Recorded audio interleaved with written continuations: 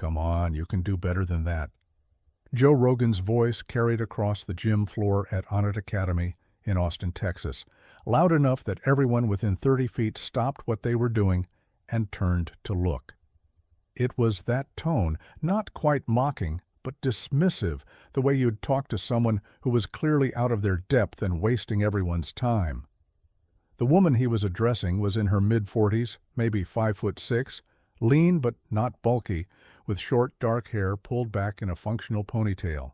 She wore plain black workout gear, compression pants, a faded gray tank top that had seen better days, and beat-up running shoes that looked like they'd logged 1,000 miles. No designer brands, no flashy colors, just functional gear for someone who trained seriously.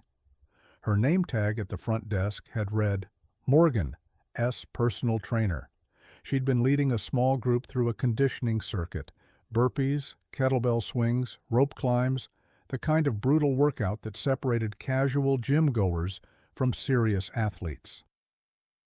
Joe had been on the adjacent mat with his regular training partner, working through his own routine, when he'd glanced over and seen her demonstration. She was showing proper form for a rope climb. Nothing fancy, just solid technique, grip, footlock, efficient movement. But something about it had caught Joe's attention. Maybe the way she made it look too easy. Maybe the fact that she was clearly older than most trainers in the gym and didn't have the Instagram influencer look that dominated the fitness industry. Whatever it was, Joe had walked over, arms crossed, that trademark smirk on his face. You know, he'd said, loud enough for her clients to hear, rope climbs are really about explosive power, upper body strength. You're teaching them the slow method. That's fine for beginners, I guess. But if you really want to build warriors, you need to push harder. The woman, Sarah Morgan, had stopped mid-demonstration, hanging from the rope about 8 feet up, and looked down at him. Her expression was calm, neutral, the kind of professional patience that came from years of dealing with people who thought they knew better. You're absolutely right, she'd said evenly. Explosive power is important. But so is not tearing your rotator cuff because you tried to muscle through bad form. Bad form? Joe had laughed, glanced at her clients, 3 men in their 20s, all looking uncomfortable now. Look, I've been training for decades. BJJ, kickboxing, strength, and conditioning. I know what I'm talking about. And what you're teaching is safe, but it's not elite level. Sarah had dropped from the rope, landed with barely a sound, and faced him directly. She was a full head shorter than Joe, probably gave up 80 pounds, but something in her posture made people nearby stop their workouts completely. The gym had gone quiet. What's elite level to you? She'd asked, and her tone wasn't challenging. It was genuinely curious, like she wanted to understand his perspective. Elite level is what I've trained with. Navy SEALs, Army Rangers, UFC fighters, the guys who operate at the highest level. And no offense, but you're teaching a civilian fitness class. Different standards. No offense taken, Sarah had said, still calm. You're right that there are different standards. Joe had nodded, satisfied, started to turn away. But just so we're clear, Sarah continued, and something in her voice made him stop. When you say you've trained with Navy SEALs, do you mean you've worked out with guys who were SEALs? Or do you mean you've actually trained SEALs? Joe had turned back, eyebrow raised. What's the difference? The difference, Sarah said, and now there was steel under the calm, is that training with someone who's already made it through selection is very different from training the people who are trying to make it through. One is a workout buddy. The other is an instructor who has to prepare human beings for the most brutal selection process in the military and make sure they don't die trying. Okay, Joe said slowly. And your point is? My point, Sarah said, is that for 6 years I was the senior physical training instructor at Naval Special Warfare Preparatory School in Great Lakes, Illinois. I trained over 2,000 SEAL candidates before they went to Bud S. I designed the conditioning programs that helped get them through Hell Week. And before that, I was a Navy search and rescue swimmer, the job they based the movie on, pulling pilots out of crashed helicopters in the North Atlantic. The gym had gone completely silent. Joe stared at her. "You're telling me you trained Navy SEALs?" "I'm telling you," Sarah said, her voice still calm, but her eyes hard now, "that the safe method I'm teaching these civilians is designed to build a foundation that won't break when you push it, because I've seen what happens when you push people too hard too fast without proper form. I've seen stress fractures, torn muscles, rhabdomyolysis. I've seen kids who wanted to be SEALs so badly they destroyed their bodies trying. And my job was to get them ready without breaking them." She glanced at the rope. "So, yes, explosive power is important, but so is understanding that not everyone here is trying to become a Navy SEAL. Some of them just want to get in shape and not get hurt. And that's okay." Joe opened his mouth, closed it, opened it again. "You're serious. Completely. You trained at Great Lakes. 6 years, 2004 to 2010. Before that, 5 years as a rescue swimmer based out of Norfolk." Joe's brain was recalibrating. "How many female SEAL instructors are there?" "Currently?" "About a dozen last I checked." "When I started?" Sarah's mouth curved in something that wasn't quite a smile. "I was the first woman assigned to the program. Some of the instructors didn't think I'd last a week. I lasted 6 years and trained more successful candidates than anyone else in my cohort." Someone in the gym started clapping, then someone else. Within seconds, half the gym was applauding. Joe stood there, face flushed, very aware that he'd just been educated in front of 50 people by someone he'd assumed was just another gym trainer. He said, and for maybe the first time in his podcasting career, Joe Rogan didn't know what to say. "I didn't know." "Most people don't," Sarah said, not unkindly. "That's okay, but maybe next time, ask before you assume." She turned back to her clients. "Okay, guys, let's finish this circuit. Remember, proper form first, then speed." Joe walked back to his mat, picked up his phone, and did something he rarely did.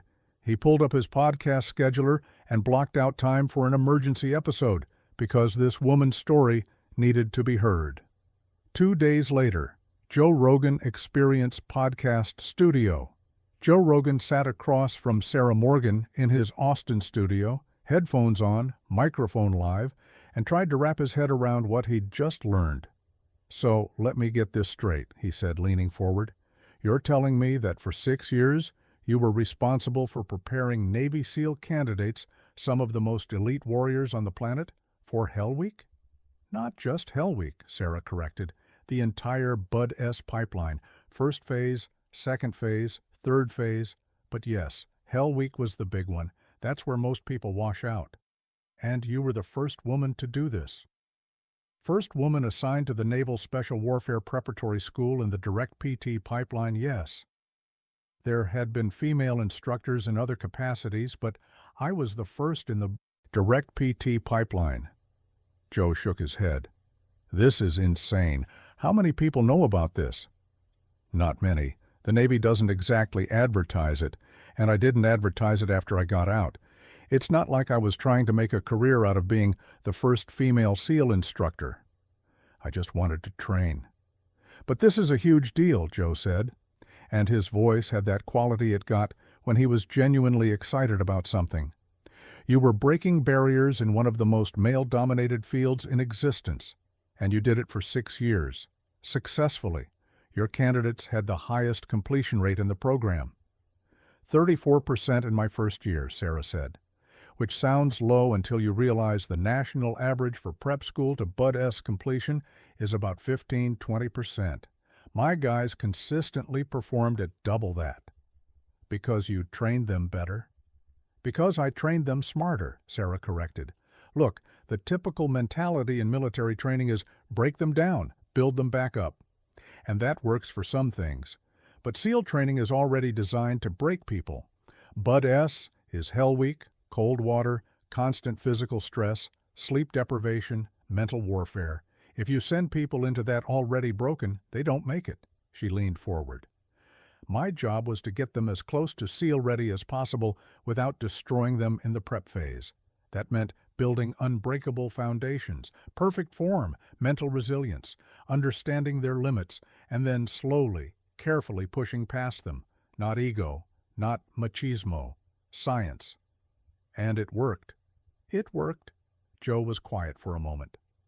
I owe you an apology. What I said at the gym was ignorant, Sarah finished, but not malicious. You made an assumption based on what you saw. A woman, older than typical trainers, teaching what looked like basic fitness. You didn't know. Now you do. How many people have made that same assumption? Sarah laughed, and it was genuine. Joe, I've been dealing with that assumption my entire career. When I showed up for rescue swimmer school, they thought I was lost.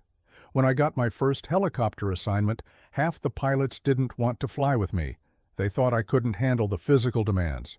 When I was assigned to SEAL prep, some of the instructors literally filed complaints saying a woman shouldn't be in the program. What did you do? I showed them. I didn't argue. I didn't complain. I just did the job better than everyone expected. And eventually, the results spoke for themselves. That's the thing that blows my mind, Joe said. You had to prove yourself every single day for years. Most people would have quit. Most people do quit, Sarah said simply. That's what makes the ones who don't quit special. And that's what I try to teach my SEAL candidates. It's not about being the strongest or the fastest. It's about refusing to quit when every cell in your body is screaming at you to stop. 1 week later, podcast release. The episode went live. Within 24 hours, it had 5 million downloads. The headline was everywhere.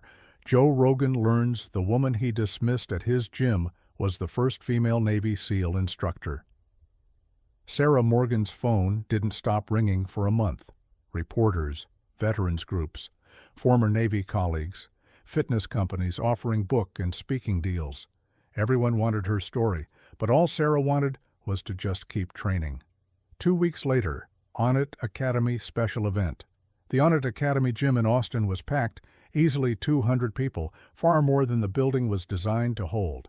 They'd set up additional mats in the parking lot. Local news cameras were filming from 3 different angles, and standing on a makeshift stage in the center of the gym, looking deeply uncomfortable, was Sarah Morgan.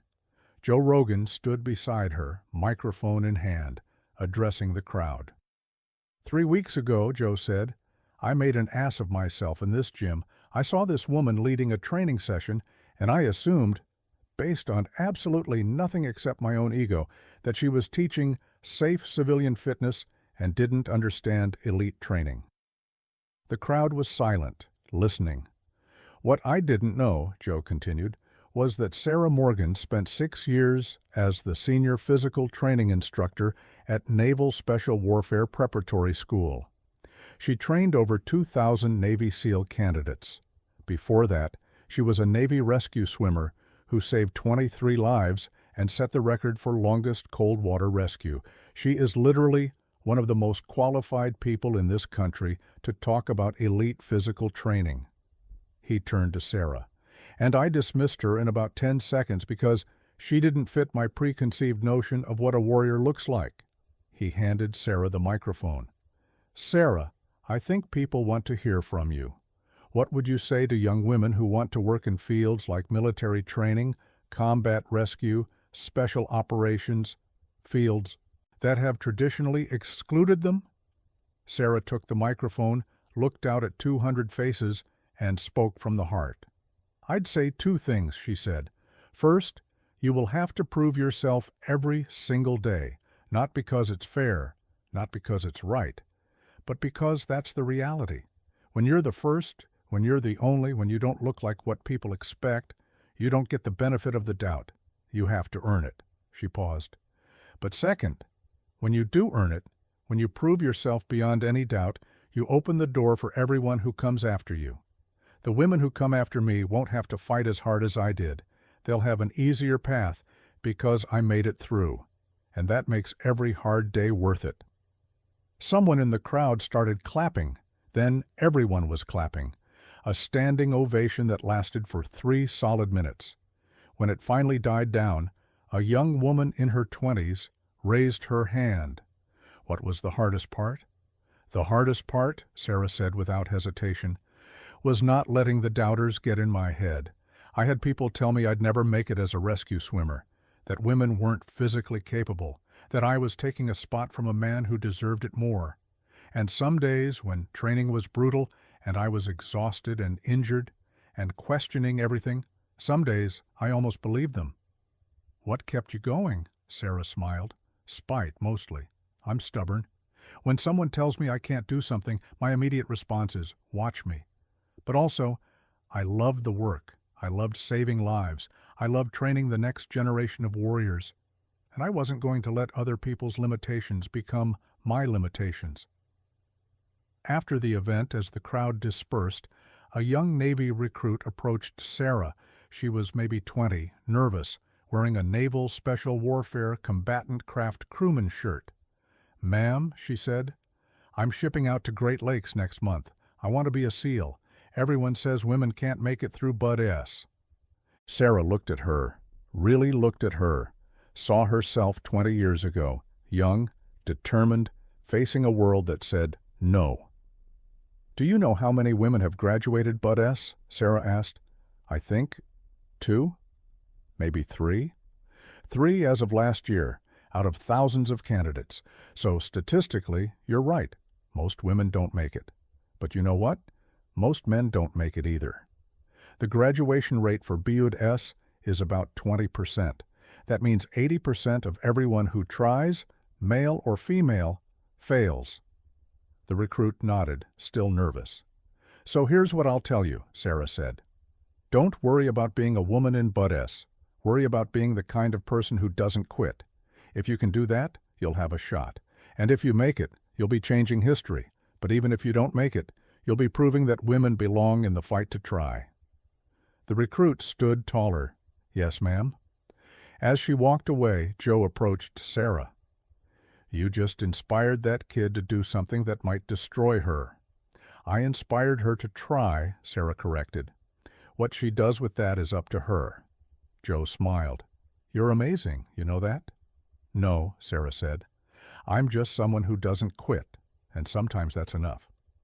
Sarah Morgan's story reminds us, true strength serves quietly. It doesn't seek recognition. It doesn't defend its ego. It just does what's right. And sometimes the greatest lesson comes from questioning our assumptions, especially when we're powerful, famous, and think we know everything. If this story moved you, like, share, and subscribe to Empowering Stories to honor our veterans. Have you ever judged someone only to learn their incredible story later? Share below. Remember, the quietest service deserves the highest respect.